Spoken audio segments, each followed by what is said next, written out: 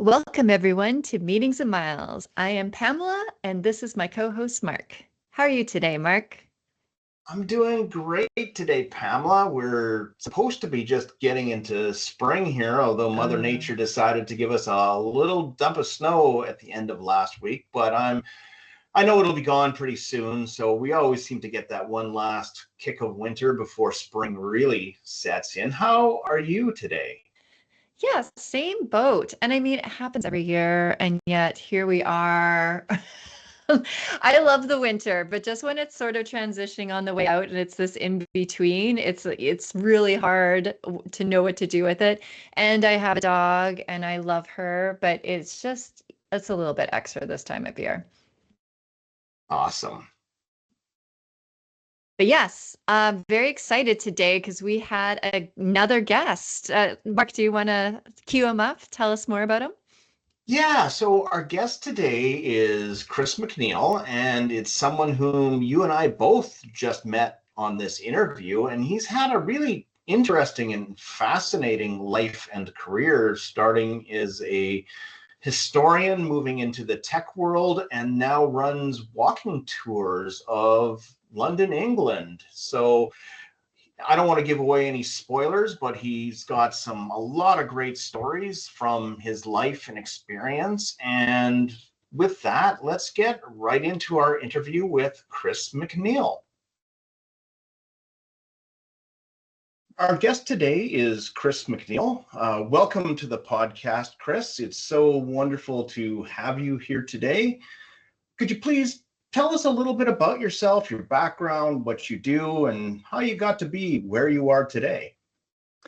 Well, thank you, Mark and Pamela. I'm really delighted to be here. It's a pleasure to be with you here this afternoon. And good morning to you. It's afternoon where I am here in London, England. So that segues nicely into your question. I'm originally from Ottawa, Canada. Grew up there, went to university in University of King's College in Halifax, Nova Scotia. Took a liberal arts degree there, British history, 1980s contemporary British history. Went back to Ottawa and realized there were no jobs for our British historians. My parents looked at me and said, "Chris, you didn't think that one through very well, did you? What are you going to do now?" And I said, that's a really, really good question. That was back in 1994. What I had been doing over the previous 3-4 years at university was, as I say, taking a degree in British history. And that meant that I obviously needed to study a lot of primary resources. But how was I going to do that in England from my university dorm room in Halifax? Well, I was the nerd. I'm still a nerd, but I was the nerd with a computer and with a 14.4 modem and tapping into the university internet system and all that. And that allowed me to kind of tap into all the libraries over here in the UK from a distance. So when I went back to Ottawa, I thought, well, if this liberal arts guy was able to understand the techie stuff of getting connected and getting an email address and logging into remote systems, then maybe I could teach other people on how to do that. So in September 1994, I started a company called The Internet Made Easy.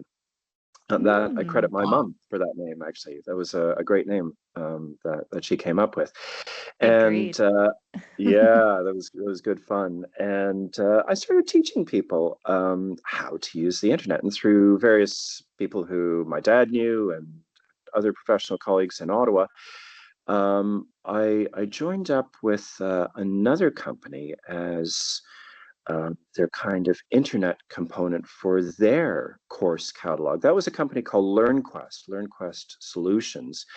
They had about something like 10% of the federal government training market. They taught Novell and Oracle and whatever other computer products were available at the time, but they didn't have an internet component. So there I was, liberal arts guy with some knowledge about this stuff and some course material that I'd written. And I was delivering their internet training requirements to their clients. Well, things grew and grew. And at one point, about, 6 or 9 months later, one of their account managers came to me and said, "Well, Chris, can you install a Microsoft Exchange email server?" And I thought, oh, God, what's that? I don't know how to do that. That's kind of the boundary of my knowledge.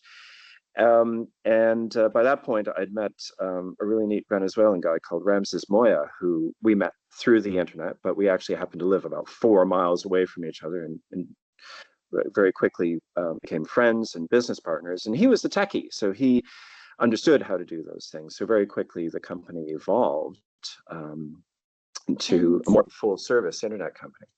And was this in the 90s, you say, or in the 2000s? Like, this was in the 90s. This was which in the I 90s. just love that virtual connections were happening in the 90s, because it's super big now, but you're connecting with people in Venezuela and all over the world, really, and making these relationships. That's remarkable. Absolutely. You're absolutely right about that. You know, now it's just so easy. We have this wonderful easy connection through the service that we're talking through now. But back in those days, it was difficult. Another colleague, Peter Davison, came on as head of sales, and we developed an online exam testing product. So after a couple of years of working together, we said, well, actually, there's a niche there to help people who are training for some of these other big names, the Oracles and the Novels and so on. They take their certifications, they pay a lot of money for exams. If you don't pass the exam, then you have to pay again to resit the exam. Let's give them a service where they can practice questions and try to get those practice questions right before they take the real thing. Nowadays, it's absolutely commonplace, but we had to figure out how to go to a bank and get a merchant number to accept credit cards online. And then we had to build the tech to actually take those credit cards and charge the credit card. We had to figure out how to build a membership system so that people could log in using an email address and password and have their profile in existence. You know, how many exams did I take? How many did I pass, et cetera, et cetera. I alluded to my colleague, Peter, who had to figure out how to sell this to training companies across North America without actually being able to drive to them and go up to their offices and knock on the door. And we didn't have Zoom. We didn't have Teams. We didn't have any of that stuff. So yeah, he was quite creative on how to show people a service that we had developed without actually being there face to face. So quite a lot of thinking outside the box and how to get people connected and how to sell this brand new technology that was now becoming more and more commonplace in offices across the continent around the world. That's so interesting. And so from there, like, we know you land in London. Like, were you starting to travel a little bit more when you're in North America? Or yeah, tell us more about that. Absolutely. So yes, there was a lot of sales over email and over the phone, but we knew that we had to get out to meet people. So Ottawa was easy. Montreal, part of our corridor, and we could drive there and meet clients, then drive home. But then you start stretching to Toronto. So we tried to raise some money for one of our ventures, and Peter got us into the Toronto Venture Group there. So we flew down and had to spend a couple of days in a hotel and do our pitches and so on before coming back to Ottawa. There were trade shows right across North America. That's called Comdex, and I'm not sure if they're still running, but they were tech shows. I remember those. Mark, you're nodding your head. They're still running? Oh, that's I don't know if they're still running, but I do remember, Comdex was a big deal back in the day. It was huge, wasn't it? And it sounds like you participated in a few. I have not. No, I have not, but I am familiar. And it was the sort of thing that you would go out to Vancouver and you would go to New York and Houston and Miami, and you'd probably meet the same people over and over again, but we had booths at each one of those Comdexes. So it was the question of leaving Ottawa and going for a few days and getting set up and dragging all of your show equipment and brochures. Forget about a QR code that you scan for a digital, downloadable brochure. No, you bring boxes of stuff with you and business cards and whatever. So over time, I was bitten by the England bug. Now, I've been traveling since about 6 months old. My mom, who still lives in Nova Scotia, but is long retired. Her career was actually as a travel agent in Ottawa and Toronto for a bit. And yeah, so she was getting all these fantastic deals, and often it would be her on her own or her with her colleagues who would go to different places. But also the family benefited from a lot of travel through the Americas and into Europe and parts of Northern Africa and so on and so forth. So I was well accustomed to traveling, and I didn't think any issue of kind of when England starts calling. I thought, well, maybe I can knock off work a little bit early on a Friday and have a nice long weekend and just kind of go to a pub and go to a museum in London and just kind of disappear off the face of the earth for a couple of days and then come back to the office. So that was really what sort of planted the idea of saying, yeah, London's calling. I've got to figure out how to get over there a little bit more permanently. And then with all, like you talked about, do you know how many countries you visited? So it'll be almost all of the Americas over time, almost all of the European Union, parts of Northern Africa, Morocco, Algeria. There was Tunisia for a bit. Most recently in the Middle East, I was in Riyadh about a month ago. Oh, wow. So I would say somewhere in the 50 odd countries, 50 to 70 countries, some in that space. Some of them would be very, very brief. So there was a family holiday a few years ago into kind of Central Europe. So we popped into Liechtenstein for a little walk around. We were just sort of driving through and said, this looks like fun. Let's go for a coffee and have a little walk around, see what that's like, and then go out. And then others would be longer duration, probably a couple of weeks at a time, if that was business related. Oh, incredible. So take us through the transition. How does a liberal arts tech guy suddenly end up doing tours in London? So we sold our company in 1998 to American partners. And then we each went our separate ways, pursuing our own individual interests. I moved to Toronto and was part of a year 2000 contract. So City of Toronto, the year 2000 bug. See how successful we were? No airplane. We're still alive. Thank you. We appreciate you. My refrigerator still works. Pleasure. Good fun. That was really great because that took me from the micro business, small business world right into the heart of, big corporate. That was IBM, it was EDS, it was a number of big names. And then, of course, we all disbanded in 2001. Well, it was, excuse me, in 2000. And then that was finally my gap year. I felt like I was trying to figure out what I wanted to do when I grew up. And in 2001, I was kind of 2000. Sorry, I was looking around and saying, what am I going to do? Well, maybe I don't really have any kind of commitments that are holding me in Canada anymore. Let me start looking at work options in London. So a gig with Cisco Systems came up in 2001. They wanted someone with IT experience, with internet experience, with multi-language experience, with project management experience, and a few other areas. And they hired me for a 3-month contract out of their London offices. There's a business park called Bedfont Lakes, quite close to Heathrow Airport, and that's where they were moving in. So they asked me to project manage some content around their IPTV studio. Now that was really interesting because, again, I thought it was going to be 3 months. I will get to the answer to your question in a second. This is good. So I thought it was going to be a 3-month gig, my European adventure, 90 days, then back home. So I had bought a ticket back in Air Canada to go out in January 2001 and come back 3 months later. Well, as I got closer and closer to that 3 months, I learned that the lingo actually meant, well, hang on, if you get on with your colleagues and if you do a good job and if we still have money in the bank, then we'll just renew your contract. So I wound up going back home at that point to Toronto for a weekend. I flew out on a Friday and I said, well, okay, I'm just going to come back on the Monday because that's when the next 3-month gig starts. And then that just repeated and repeated and repeated. Now, at that time, that was interesting because one of those cycles had me in California on 9/11. Oh, wow. Oh, wow. Yeah, so there I was with Cisco on 9/11, waking up at 6 o'clock in the morning, thinking I was just going to go down to grab a hotel, breakfast and go off to meetings. Of course, you turn on the TV and you see what you see.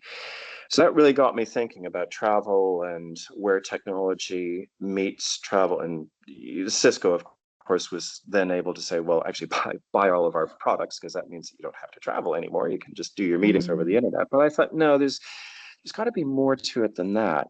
And I was really, really interested in human interactions and connections. So I threw myself a little bit more into the Canadian community at that point, and eventually started running an organization called Network Canada. We're really organized here in the UK. There's a Chamber of Commerce that's been around for 100 years. There's a women's club. There's a Terry Fox run. And Network Canada was sort of a young chamber. And I thought, well, it's really great meeting people. You've got people who have just arrived. You've got Canadians who have been here for decades. You've got people who are just visiting. Maybe they live in Paris or someplace else.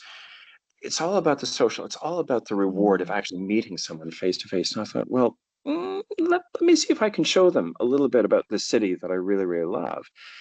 And I organized a number of events, but there was one in particular that was the Monopoly Board Pub Tour. Yeah, tell us about that. I love it already. This was a lot of fun. So the British Monopoly Board is all London-based streets. So you start at the Browns, which are actually one of those streets is about 2 blocks from where I live, and then you go to the really, really expensive ones. And one of the dark blues is actually where Canada had a consulate until quite recently. So you can imagine the type of neighborhood that's in. And the idea, this comes from Douglas Adams and Hitchhiker's Guide to the Galaxy. You go to your first street on the board and you find a pub and you have a pint, and then you go to the second street on the board and you find a pub and you have a pint, and go round and round. It's quite dangerous to do all stops in one sitting, so it's quite difficult to do that. But it was great fun being with other Canadians and talking and just moving about the city. And I found myself getting to this point of saying, oh, well, that building has this particular history, and oh, that's connected to something that I was studying at university, and drawing all these other things. And people seemed to be quite interested in that. And I felt that I could actually hook it together. I had the excuse of a planned route through the Monopoly Board, but I could kind of connect a story up, and people were quite interested in that. So I kind of parked that for another 20 odd years and continued with tech and continued with corporate training and so on and so forth. But I found that I was meeting a lot of people. I mean, London has 10 million people. You meet a lot anyhow. Someone told me, gosh, it was about 6 months ago, he made a really, really interesting comment. I think he was from New York, and he said, when you travel a mile in New York, or indeed in London, you actually pass through about 1 million people. Wow. Wow. That's incredible. And I thought, okay, well, we can kind of split hairs on numbers of people and distance and so on, but actually, yeah, you go through a lot of people, and I like meeting those people, and I like the history, and I like teaching.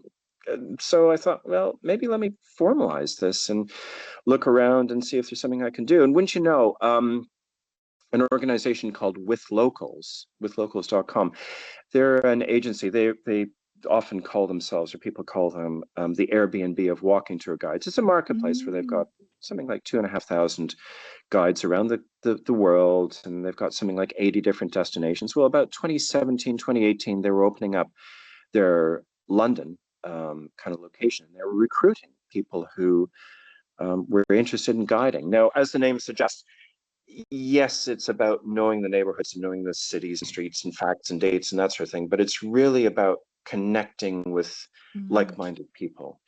You know, do you live in that destination? Can I meet you? Can I talk to you about what it's like going to a market, going to, I don't know, raising a family, or maybe I want to come for work. Let me tell you, let me understand a little bit more about your work experience here. So I was interviewed by them, and I was one of maybe a dozen different guides who were onboarded at that time. And that's fascinating. And you do bring up, I feel like I have so many questions, but like with us, we're very interested on the side too of like having like work components incorporated with tour guiding. Like, can you tell us a little bit more about that? Yeah, absolutely. So I think that's where I differentiate myself from some other guides. So I would estimate that there's somewhere between 3,000 and 5,000 guides in London. Mm. Wow. So yeah, it's a crowded, it's a very, very mature market. There's some really, really top quality guides. There's some fantastic people. People who specialize in architecture and art and food and maybe different languages, or working around accessibility issues for certain people who can't do stairs or somehow other restricted in terms of mobility. I think my thing is corporate. So having been in the corporate world, founding and running micro businesses, working for huge organizations. I've worked, as I said earlier, IBM and Cisco Systems. The NHS, the National Health Service here, employs 2 million people. It's a big, chunky organization. So my experience is presenting in boardrooms, working with teams, doing a lot of training with a number of different people.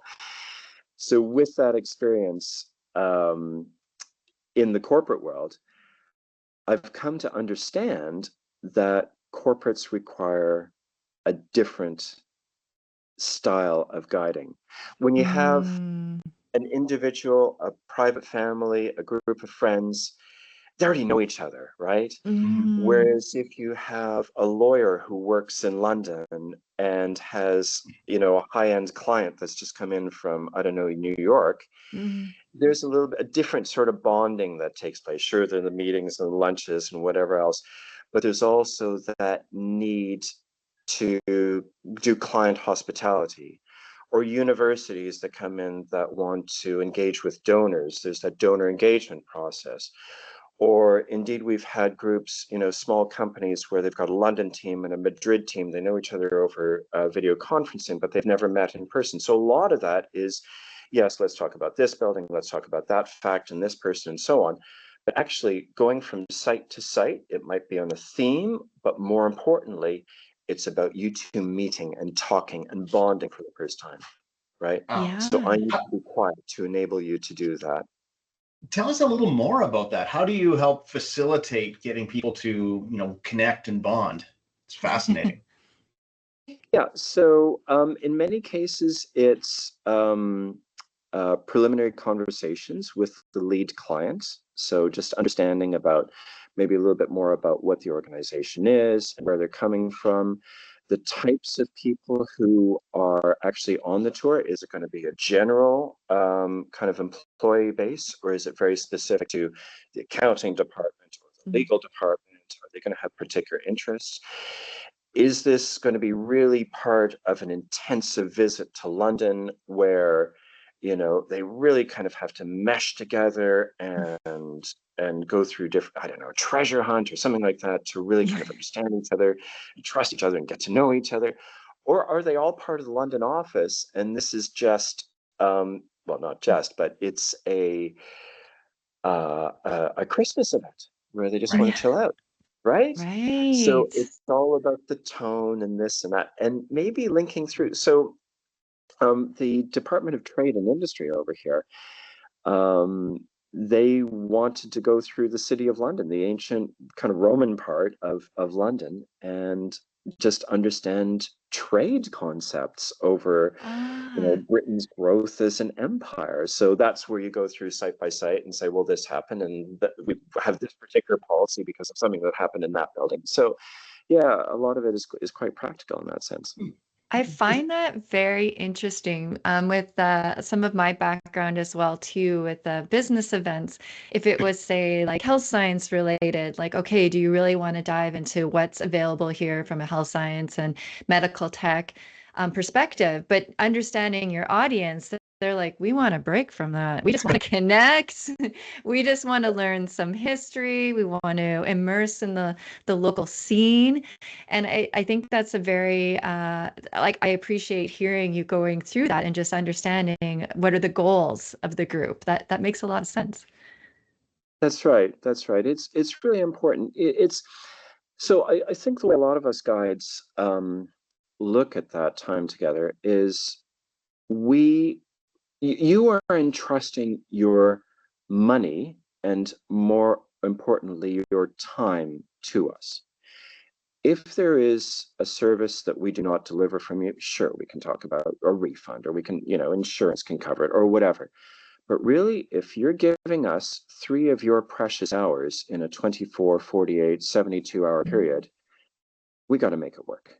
And we got to be in a position where, you get together with your colleagues in the pub after, or next week, or 6 months down the road when you're chatting with friends and family, and you say, wow, that Chris and his colleague, that was good.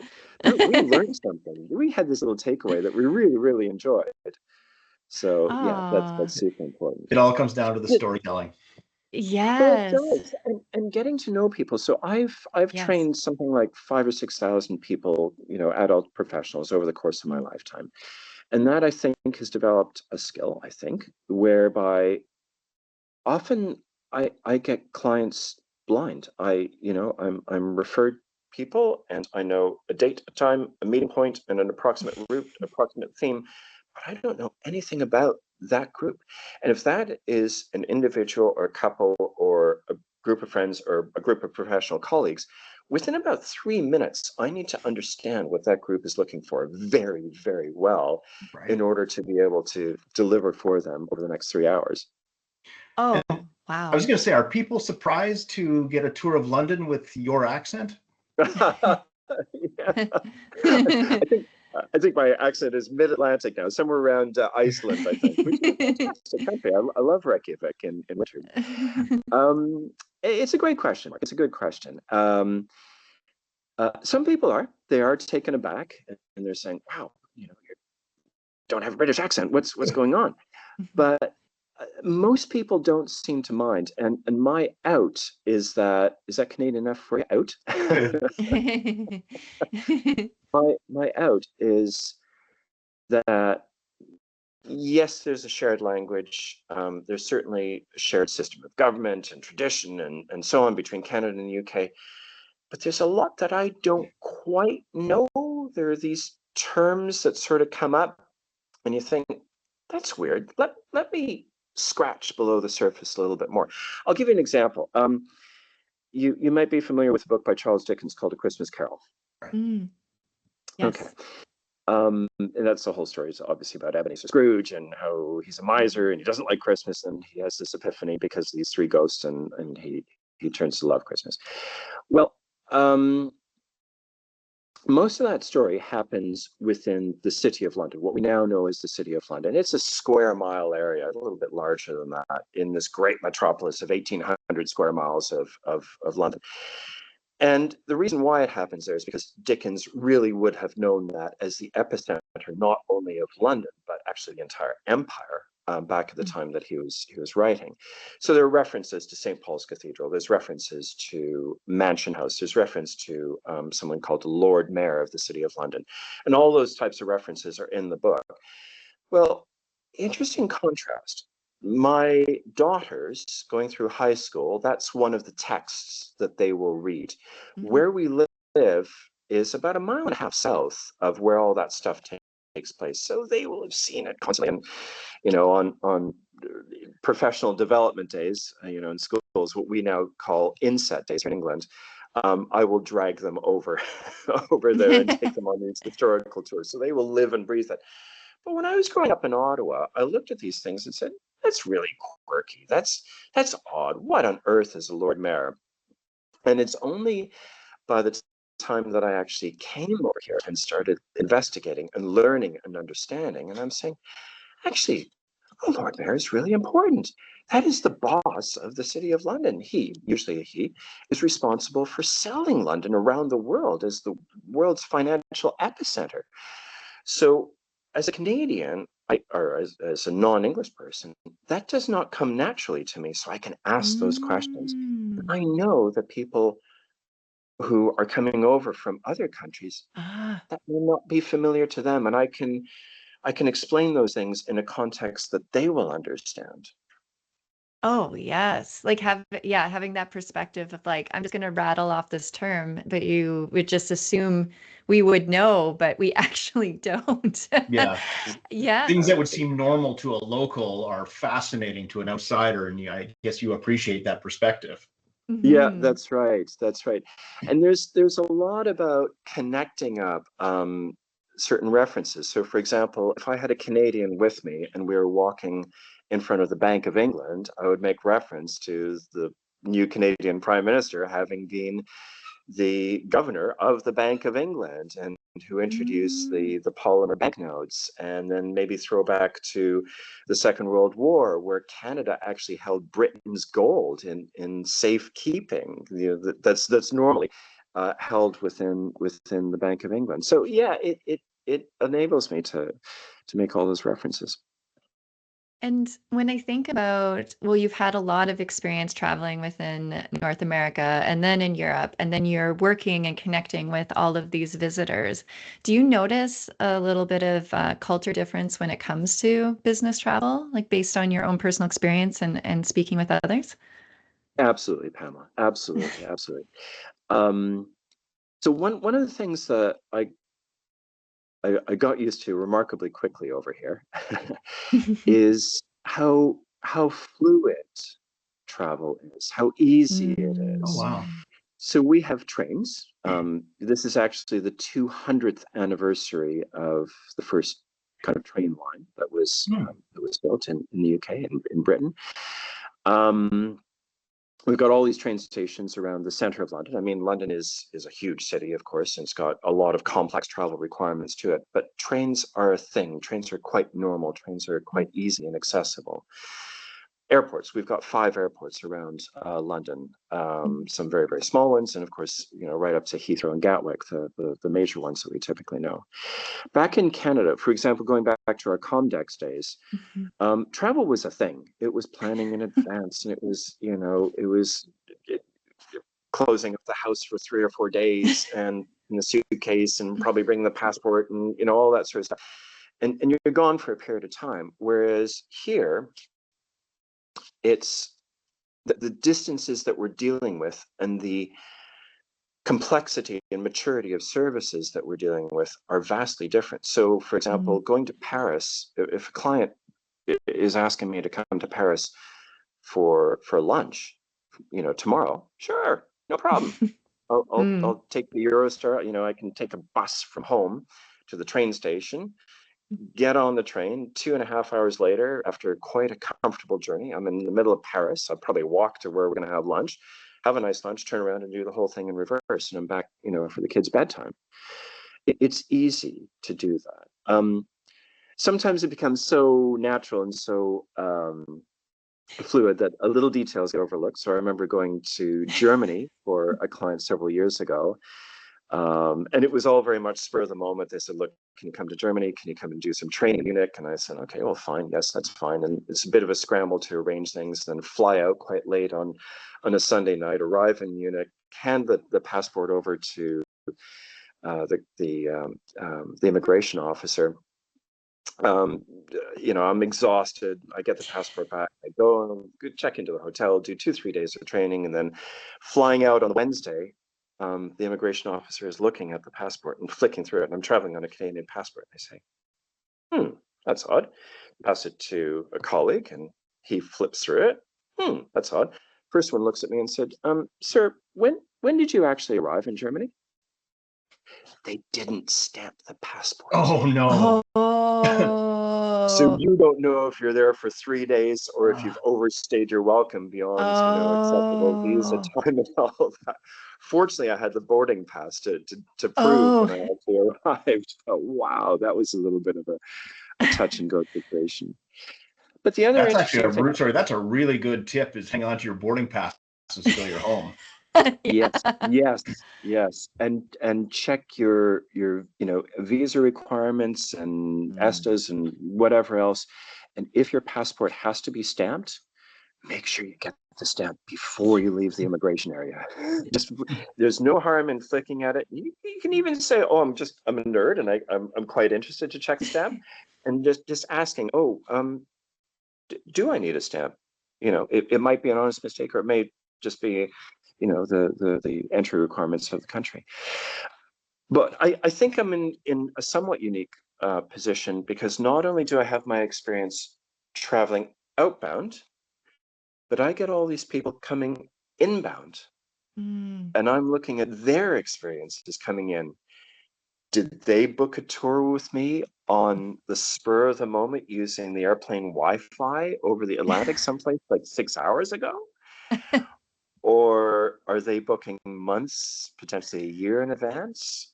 You know, how are they getting to me? Is it an Uber? Is it a train? Is it walking? You know, it's really interesting seeing, and culturally how people come in. As a rule, Americans like to Uber in. As a rule, Canadians like to take public transport in. You know, there'll be exceptions to each rule, of course, but it's just fascinating to see that. Interesting. So, Chris, it's been fascinating talking to you here today, this morning for us, this afternoon for you. Any final thoughts before we let you go? Wow. Yeah, Mark, thank you for asking. So just reflecting on 50, well, actually, as of yesterday, 54 years of travel.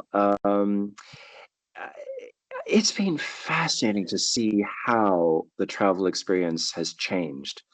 So from my earliest conscious memories, maybe mid to late 1970s, and some of these fantastic tours and kind of self-exploration that my mom and I, my dad, my mom and I, I'm an only child, had in Latin America and so on. Getting onto a plane, or even going through kind of the check-in gate where they're saying, "Do you want smoking or non-smoking seat?" You know, getting a sheet of these little stickers and saying, "Oh, you want to sit in seat 16A? Fine." We peel off the 16A sticker and put it on your boarding pass, and off you go. I think that travel has always been about having a guide. 1800s and into the early 1900s, before the First World War and possibly into interwar years, it's about maybe North Americans going to Europe and meeting up with the aunt and the uncle who's living there and traveling around by steamer and by train and so on, and just learning about Europe. One thing I find over and over and over, not only myself, but also my clients, is just the sheer joy of meeting someone face to face and having that conversation about what is life like in your time, in your space, or indeed, what was life like 50 years ago, 100 years ago, 500 years ago in this particular city, walking this particular ancient street that so many generations would have walked for before. And that, I think, is where the real benefit is of going to a different place, striking up a conversation, whether you're hiring them for a tour or just in a coffee shop, you know, behind the counter, chat with a barista, ask, have a simple question. If they're in the mood to talk, if they can talk, they will. And if not, well, you move on and you talk to the next person. That's Awesome. that I think is the joy of travel, whether it's business or personal. I love that. So tell our audience, please, where can we find you? How can we find your tour? Well, thank you. So we're on, so it's a colleague of mine and I, Anthony Abbas, and I run an organization called Bespoke London Tours. Collectively, we've got something like 1,200 plus tours under our belts to a 5-star rating, if I may say that. Mix of leisure and corporate, a lot of specialty tours as well. So I do coffee shops in quirky locations, coffee shops in 350-year-old churches. But I'm happy to share details of that. And I don't know if that's something that you want to post. We will share it in the link, show notes. if that's possible. Yep. Sure. Yeah, okay. absolutely. Yep. So I'll happily send that link and LinkedIn contact. Amazing. Well, thank you so much, Chris. It was just wonderful. We both just met you for the first time, and it's been truly a pleasure meeting and speaking with you today. It's an absolute pleasure, Mark and Pamela. Thank you very much. Thank you for devoting your time to our call today. I really, really enjoyed our conversation. Thank you. Amazing. Us too. Thank you so much, Chris. Oh, I don't know about you, Mark, but I really appreciated that conversation and really introduction to Chris as we just met him for the first time on this podcast. But he has a very interesting story. He really does. I love how he's got that just global viewpoint, being a Canadian who's lived in London, who's traveled to more than 50 countries, which I'm kind of jealous because he's got me beat. I So, I uh, know. I flagged that. I'm like, oh wow, he's has more countries than Mark. So he just quietly snuck that in there too. I know I wasn't even fishing. I'm jealous. And I just, for me personally, I think, just having that shout out for tour guides and the human connection at the end and being, a tech guy himself and appreciating all that AI has to offer, just still knowing, yes, we can use it and leverage it, and it's just going to grow and become more and more magical, but to still have that human connection, hire that tour guide, connect with your colleagues, that's still where, again, the magic happens. And that was the takeaway for me as well. It's life is all about connecting with other people, making those connections, facilitating them, and really developing that level of emotional bond with the people around us, whether they're family, friends, colleagues, or total strangers. So quite remarkable from that standpoint. Absolutely agree. So Pamela, tell the good folks at home where they can find us. Yes, come please visit us on our Meetings and Miles LinkedIn page, or you can check out our personal accounts, Pamela Wilton and Mark Peters, Mark D. Peters 17. And be sure to like, download, and subscribe to this podcast. Be sure to give us a 5-star review. Have a great rest of the day, everyone. Safe travels. Bye.